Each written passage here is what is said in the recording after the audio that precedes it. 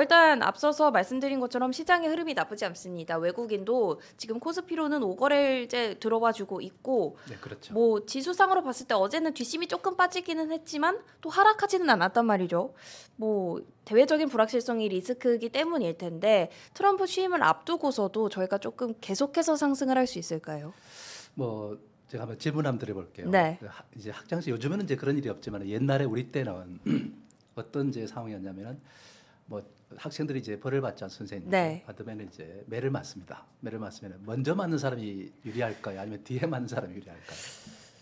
뒤에 맞는 사람이 유리한가요? 그럴까요? 먼저 맞는 사람이 유리할까요? 먼저 맞는 사람이 유리하다고 저는 네. 생각합니다. 뭐냐면은 줄을 쭉 서 있는데 매를 하나씩 맞으면은 처음에 맞는 사람은 맞고 나면 이제 마음이 편안하지 않습니까? 아, 그렇죠, 근데 그렇죠. 뒤에 이제 맞는 사람은 자꾸 이제 앞에서 이제 아프다고 이렇게 하면은 자꾸 마음이 이제 불안하죠. 심적으로 네네. 불안해지죠. 그죠? 사실 뭐 죄인들도 뭐 그런 말 있지 않습니까? 죄를 지었는데 이제 사형을 취한다 이렇게 이제 언도를 해놓고 있고 네. 그러다가 일단 이제 힘을 줘서 일단 죽인다고 이렇게 하다가 그게 풀리만 살짝 목에다 건드려도 네. 죽어버린다 이런 말이거든요. 사실 뭐 이런 말 아침부터 해서는 안 되겠지만은 네. 그만큼 심적인 것이라는 것이 그만큼 중요하지 않나 이렇게 제가 말씀드릴 수 있겠습니다. 트럼프 정권이 이제 1월 20일 이제 얼마 남지 않았습니다. 네. 그런 상태 속에서 지금 투자들은 작년에 이 트럼프 리스크에 대한 어떤 트럼프 포비아에 대한 어떤 우려감을 갖다가 굉장히 많이 반영했습니다. 그러다 보니까 일단 이제 주가도 많이 떨어진 것이고 그러다 보니까 지수가 사실 저평가 영역에 들어가 있는 것이 사실이지 않나 이렇게 생각됩니다. 그 저평가 상태가 돼 있다 보니까 사실 언제 들어갈 것이냐 이렇게 노리는 사람들도 있던 거죠. 네. 그 대표적인 이제 세력들이 바로 일단 일부 큰 손들이 아닌가 싶습니다. 지난 연말에 이제 검투 세력도 폐지하면서 한국 정시가 저평가되는데 언제 들어가지? 이런 이제 생각을 하고 있는 거죠. 그런 사람들이 일부 들어오고 있는 겁니다. 그 상황 속에서 일단 여러분들 최근의 운율을 보면은 코스닥을 기준으로 우리가 보면은 이 개인 투자들이 사고 매일들이 팔고 있는 상태입니다. 네. 그럼에도 불구하고 지수가 별로 안 빠져요. 사실 단기 급등하면 이제 조정도 받아야 되는데 그렇죠. 안 빠지지 않습니까? 그렇다면 이제 개인 투자들이 사실 그만한 힘을 갖고 있다 이렇게 봐야 되겠죠. 왜 힘을 갖고 있을까? 소액 개미들이 살고 매일들이 팔 때는 작년에 보면 많이 빠지는 양상이었는데 네. 올해는 그렇지 않다는 얘기죠. 그래서 일단 이 큰 손들의 일부가 개인들에 합류하는 것이 아닌가 이런 이제 말씀을 드리겠습니다. 그래서 일단 과거 이제 악재들은 이제 지나가는 상태에 있고 이제는 그 악재들은 영향력이 일단 이제 줄어들 수밖에 없다. 이런 인식하에서 일단 들어옵니다. 뭐 악재로 이야기하자면 트럼프 리스크가 조금 전에 말씀드렸지만 그렇고 네. 그다음에 이제 우리 전국 불안 뭐 이것이 일단 악재라고 볼 수 있겠고요. 그 때문에 또 환율도 막 급등한 상태에 있고 그리고 또 경제가 일단 침체돼 있고 뭐 이런 걸 다 일단 우리가 인지하고 있는 내용이기 때문에 사실상 뭐 더 이상 우리가 거기에 대해서 불안을 갖다 느낄 필요가 없지 않을까 이렇게 이제 생각됩니다. 중요한 것은 이제 환율이 좀 하향 안조가 돼야 되는데 네. 그것도 지금 이제 환율이 더 이상 올라가지도 않는 그런 이제 안정된 요소를 모습을 갖다 보이고 있는 상태입니다. 그러나 언제라도 일단 잘못되면 일단 또 튈 수 있는 그런 상태이기 때문에 여전히 조심스럽기도 하다. 뭐 이렇게 이제 말씀드릴 수 있겠는데 최근에 메이저들이 코스피를 갖다 이렇게 사고 있는 상태를 보이다 보니까 이제 환율이 급등을 하지는 않겠구나. 이런 이제 안정 심리가 좀 작용하는 것이 아닌가 싶습니다. 그러다 보니까 이제 시장은 좀 진정되지 않을까 이렇게 생각되는데 차트 한번 보면서 말씀드리면요. 네. 이 왼쪽이 코스피고 오른쪽이 이제 코스닥입니다. 코스피도 일단 이제 이 하락 추세대인 2,500포인트 심지어 장선도 일단 돌파를 모습니다. 삼중 바닥 우리가 삼천형이라고 얘기하죠. 바닥을 3번 찍으면은 이제 전환점이 온다. 바닥은 3번 이상 없다. 뭐 이런 말이 있습니다. 그래서 일단 이제 그 3천을 이루고서 일단 이제 전환을 하면서 중요한 이제 기준선인 2,500포인트 돌파했기 때문에 결국 이제 지수가 또 올라간다 이렇게 보는 것이고 2,600포인트 가까이 접근하지 않을까. 2,590포인트 부근까지 한번 올라가지 않을까 이렇게 생각됩니다. 1월 중에 그렇게 볼 수 있을 것 같고요. 코스닥 같은 경우에는 최근에 개인들이 사다가 만약에 안 올라간다면은 또 개인들이 팔자로 돌아설 수도 있고 팔면은 또 누가 사느냐면은 메이저들이 사는 거 아닙니까? 네. 그러니까 빠질 텀이 없는 겁니다. 개인들이 사도 안 빠지고 그렇기 때문에 주가 지수가 일단 올라갈 수밖에 없다 이렇게 이제 보는 것인데 일단은 이제 코스닥 지수도 일단 750포인트 뭐 이런 부분을 향해서 가는 것이 아닌가 이렇게 생각됩니다. 시장에 대해서 우리가 이렇게 부정적으로 보거나 그럴 필요는 없을 것 같다 이런 말씀드리고 조금은 긍정적인 사고를 갖고서 임하는 게 좋을 것 같고 대신에 일단 우리가 주식을 살 때는 올라갈 때 추격 매수하는 게 아니라 네. 빠질 때 저가 매수를 갖다가 고려하는 이런 전략입니다. 왜냐하면 요즘 종목들이 보면은 올랐다가 밀어버렸다가 들었다가 밀려버렸다 이런 경우들이 많거든요. 따라 사가지고 피해를 보는 분들이 많이 있기 때문에 좀 낮은 가격에서 살려고 하는 이런 자세가 필요하지 않을까 하는 생각 듭니다. 좋습니다. 환율도 시장도 진정이 되어 간다. 조금은 긍정적으로 보자라고 볼 수 있는 건데 사실 이제 트럼프가 뭐 보편적 관세 부과를 위해서 경제적인 비상사태를 선포하겠다.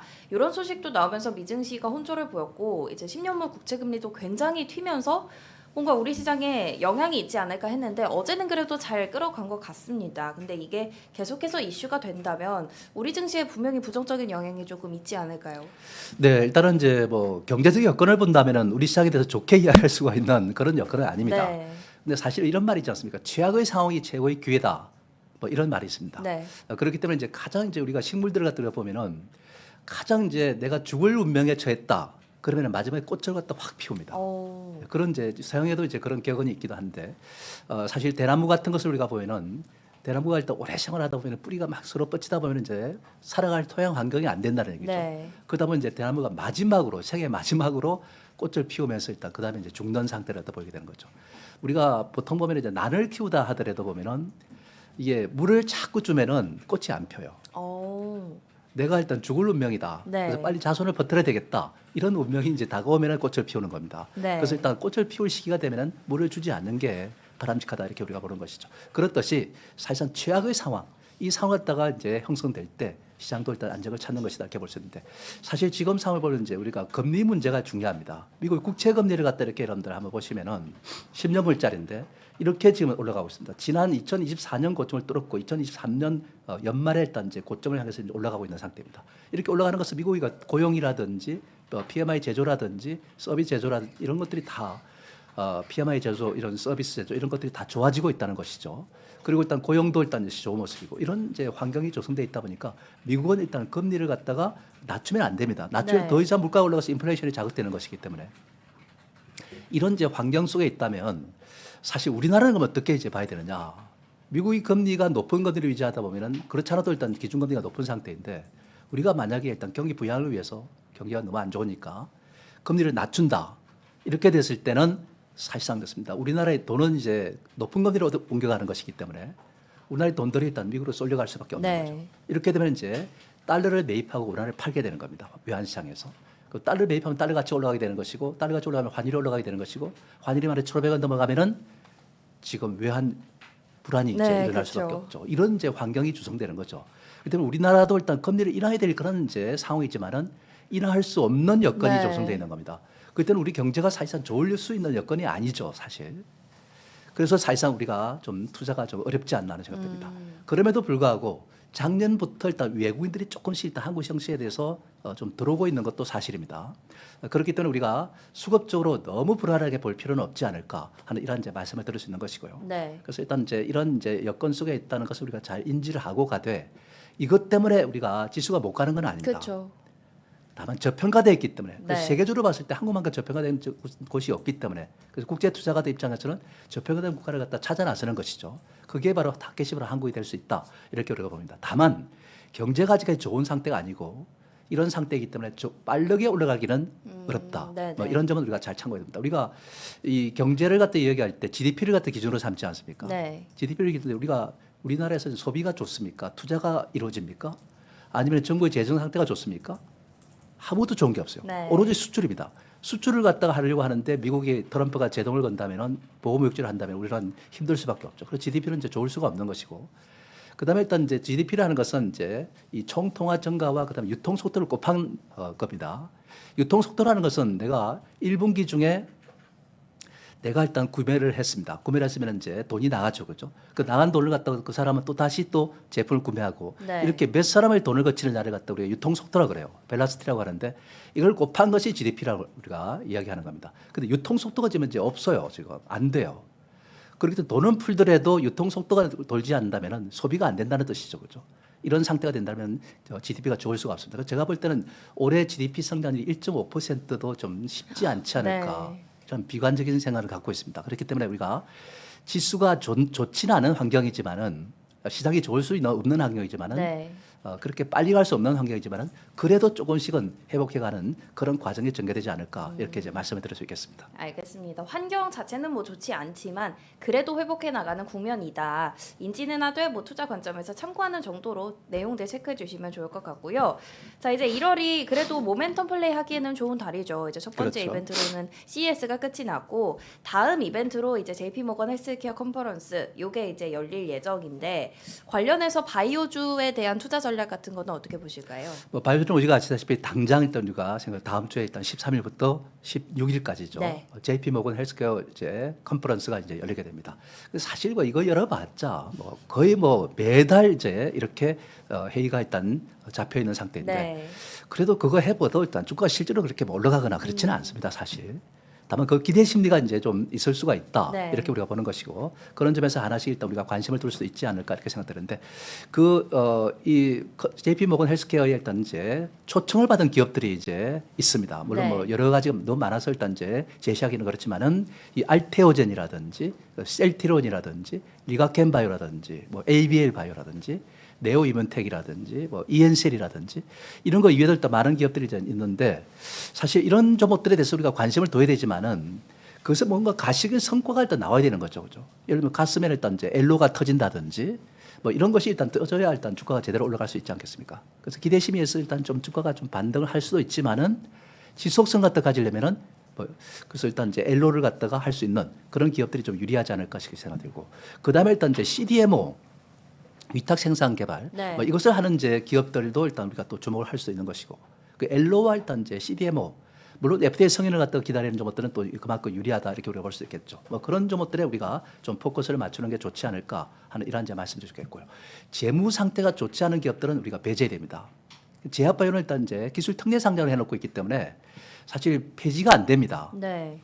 그리고 관리 정보를 일단 넘어갈 수 폐지가 안 되는 상태들인데 이런 이제 기업들이면서도 일단 자금이 자꾸 일단 이제 필요로 하는데 돈은 없고 이러면은 또 일단 자금 조달해야 되지 않습니까? 그럼 이제 세사채 발행을 한다든지 그다음에 뭐 CB라든지 이런 걸 발행할 수밖에 없고 그다음에 유상전자를 한다든지 유상전자를 발행할 수 있는 환경이 안 돼요, 그죠? 이런 여건에 있기 때문에 자칫 잘못하면 일단 이제 큰 화를 당할 수가 있다 이렇게 봅니다. 그렇기 때문에 우리가 이런 기업들은 배제하고 재무 상태가 좀 그래도 괜찮고 미래 희망이 있는 것들 그런 것들에 포커스를 맞춰야 되는데 엘로와 관련한 종목들은 어떤 것이 유리할까? 네. 뭐 그런 걸 우리가 생각하면은 뭐 리가켄 바이오 같은 것도 유리할 것이죠. 알테오젠 같은 뭐 대표적인 종목들입니다. 바이로메드 같은 것들, 녹십자라든지 종건당이라든지 뭐 HLB라든지 뭐 이런 것들이 있지 않습니까? HLB는 이제 3월에 지금 이제 FDA 성인 여부가 일단 결정되는 중요한 순간에 있습니다. 네. 만약에 성인이 안 되면은 일단 급락할 수 있는 것이고 성인이 된다면은 주가가 급등할 수 있는 그런 여지가 있는 것이기 때문에 이것도 일단 우리가 한번 따져봐야 되지 않을까 이렇게 생각되고 있고 CDMO는 우리가 대표적인 케이스로 일단 우리가 보는 삼성바이오라든지 네. 셀티론이라든지 한미약품이라든지 뭐 중소형주에서는 보면은 삼천당제약, 삼천당제약은 지난주에 제가 이 자리에서 여러분께 다음 주 유망주로 제가 제시해 드렸죠. 네. 그때 15만 원 정도 일단 출발했는데 지금은 여러분들 꽤 많이 올랐습니다. 네, 그런 것을 여러분들이 보시면은 어쨌든 이런 것들을 잘 일단 선별해 가지고 우리가 투자를 하는 것이 맞지 않을까 하는 생각됩니다. 그래서 이러한 이제 바이오주도 우리가 옥과 석, 제 이름이 한옥석인데 네. 구슬옥자 돌석자가 아니고 기름적 주석자입니다. 실명입니다. 가명이라고 자꾸 이야기하시는 분인데 실명이라는 점 참고하시기 바랍니다. 그래서 알겠습니다. 어쨌든 여러분들 이 옥가석을 잘 가려서 투자하는 것이 좋지 않을까 싶습니다. 좋습니다. 바이오 안에서도 뭐 컨퍼런스에 초청을 받았거나 CTMO, 엘로가 이제 라이센스 아웃을 의미하는 거겠죠? 네, 그래서 일단 제가 그 중에서 이엔셀이라는 걸 네네. 좀 주목하는 게 어떨까 네. 하는 이런 생각이 드는데 이엔셀, 네. 이 CDMO 기업입니다. 여기 일단 잠깐 여러분들 보시면은 뭐 줄기세포에서는 이제 주름 개선 치료제, 관절염 치료제라든지 뭐 이런 것들이 이제 임상, 일상, 이상 이렇게 가고 있는 상태에 있고 그 다음에 또 일단 뭐 효능정지 줄기세포와 관련해서 알츠하이머병 치료제라든지 뭐 이런 것들. 그다음에 유전자 변형이라든지 이런 것들, 뭐 교모세포 치료제, 뭐 이런 것들이 이제 있고, 그죠? 그다음에 항암 면역 세포 치료제, 고혈압 치료제, 뭐 이런 것도 있고, 다발성 콜수성 치료제도 있고, 아주 다양합니다. 네. 그다음에 또 일단 알츠하이머병 치료제도 있고, 그죠? 그 IND 그 생산을 갖다 완료한 것도 있고, 생산을 갖다 진행되고 있는 것도 있고, 이런 상태. 이 IND라는 것은 뭐 임상 시험용 신약 개발제 그 과정에 있는 것입니다, 그죠? 그래서 일단 이제 최종 단계 임상시험을 하는 것이기 때문에 중요한 의미가 있다 이렇게 우리가 볼 수 있는데 그죠. 이러한 이제 ENCL 같은 종목을 한번 차트를 한번 여러분들 한번 보시고 차트 모양이 내가 볼 때는 참 괜찮아 보인다. 이렇게 판단하면 한번 사볼 수도 있는 것이고, 그죠? 그래 일단 내가 마음에 안 든다. 그러면 사지 않는 거죠, 그죠? 네. 서로 일단 전문가 제시하면은 여러분들이 거기에 대해서 이제 동질감을 가지면은 한번 관심을 둘 수 있는 거죠, 그죠? 그러나 같은 시각을 가지 않는다면은 네. 사지 않는 게 맞다 이렇게 보시면 되겠죠. 알겠습니다. 이엔세 짚어주신 종목도 한번 참고를 해보시면 좋을 것 같습니다. 바이오 쪽 살펴봤고요. 또 최근에 이제 새로운 뉴스가 조금 세게 나와서 점검을 해보자면 양자 컴퓨터 관련주가 뭐 많이 올라서 그런지 차익 욕구가 조금 세게 나온 것 같습니다. 미국 쪽에서도 사실 굉장히 비슷한 흐름으로 급락이 굉장히 나왔는데 양자 컴퓨터 관련주는 이제 테마성으로는 조금 끝났다, 한물 갔다 이렇게 봐야 될까요? 네, 그렇습니다. 최근에 핫한 인물 중에 한 사람이 바로 젠선 황이죠. 그렇죠. 뭐 엔비디아 일단 이제 회장이다 이렇게 볼 수 있는데 사실 뭐 대단한 인물이다 이렇게 볼 수 있습니다. 이 사람의 한마디에 일단 이제 시장에 어떤 변화를 일으킬 수 있을 정도로 이제 큰 영향력을 행사한다 이렇게 볼 수 있는데 이 사람이 뭐라고 했냐면은 바로 상용화에 양자 컴퓨터 상용화에 20년이 소요될 것이다. 네. 뭐 이렇게 이야기를 합니다. 그러다 보니까 상당히 지금 이제 충격을 받을 수밖에 없는 것이고 미국에서도 충격을 받고 한국에서도 충격을 받는 것이고 양자 컴퓨터만 충격을 받는 게 아닙니다. 양자 컴퓨터는 일단 이제 양자 암호, 양자 통신 이렇게 이제 가다 보니까 바로 딥페이크라든지 뭐 이런 보안이라든지 그다음에 또 일단 이제 양자 통신이기 때문에 5G, 6G 이런 관련주까지 그냥 그 내리막길을 갖다가 내리치는 그런 양상을 띠고 있다는 것을 알 수 있습니다. 그런데 여기에 대해서 반론을 또 제기하는 또 사람도 있습니다. 네. 근데 이제 이 루리아 부문 대표라는 사람이 뭐라고 이야기하냐면은 앞으로 5년 내 기술 섹터로 일단 이제 각광을 받을 수 있다 이렇게 이야기합니다. 양자 컴퓨터가. 그래서 일단 이런 이제 어떤 의견이 다른 것이 왜 그러냐면은 지금 젠슨 왕은 물리적인 측면에서 지금 현실적인 이야기를 하는 것이고, 그래서 루리아 부문 대표는 뭐라고 무엇을 보느냐면은 물리학과 양자는 상당히 좀 이제 기술 수준의 차이가 큽니다. 물리학은 눈에 보이는 것으로 우리가 보는 것이지만 양자는 눈에 보이지 않은까지 일단 이제 연산해낼 수 있는 것이니까 그런 관점에서 일단 이제 보면은 이 앞으로 일단 이 GPU를 활용한 데이터 센터를 갖다가 하는 것이 바로 젠슨 황의 이제 엔비디아고 이걸 갖다가 대체할 수 있다 한 것이 바로 일단 양자 부분이다 이렇게 보는 것입니다. 네. 이런 관점에서 일단 이제 의견의 차이가 있을 수 있다 이렇게 보는데 제가 볼 때는 이제 기술의 속도가 일단 우리가 본다면은 구글이 일단 이제 웨이모를 갖다 내놓은 걸 이렇게 구글이 일단 이제 그 양자 컴퓨터를 갖다가 내놓은 걸 이렇게 보면 기술 진전 속도가 빠르다는 얘기입니다. 그래서 제가 볼 때는 젠슨 황이 이야기하는 것보다는 루리아 일단 이제 부문 대표가 이야기하는 게 더 옳지 않나 하는 생각이 듭니다. 네. 그래서 충격은 그렇게 크지 않을 것 같다 이런 제 말씀을 들을 수 있겠고요.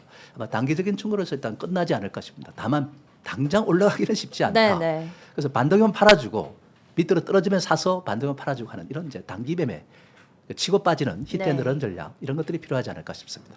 알겠습니다. 뭐 젠슨 황이 양자컴에 대해서는 조금 보수적으로 발언을 했다고 하지만 관심을 또 굉장히 가지고 있는 분야가 이제 로봇이겠죠. 국내에서도 대기업들 투자가 계속해서 이뤄지고 있고 삼성전자와 LG전자도 뭐 휴머노이드 로봇 계속해서 언급을 해주고 있는 상황인데 로봇 안에서도 이제 휴머노이드 로봇 쪽을 보자면 이쪽은 조금 더 추가적인 상승이 가능하겠죠. 네, 어제 뭐 하이제나 LMA가 급등을 하는 네. 상황 걸치는 모습입니다. 이 종목이 경고 종목이었어요, 그죠? 보통 경고 종목 하면은 일단 여기서 더 올라가면 일단 이제 그야말로 일단 과열 종목을 일단 묶어버리지 않습니까? 네. 과열 종목이 되면은 30분마다 거래가 되기 때문에 오늘 뭐 주식을 팔 수도 없고 살 수도 그렇죠. 없어요.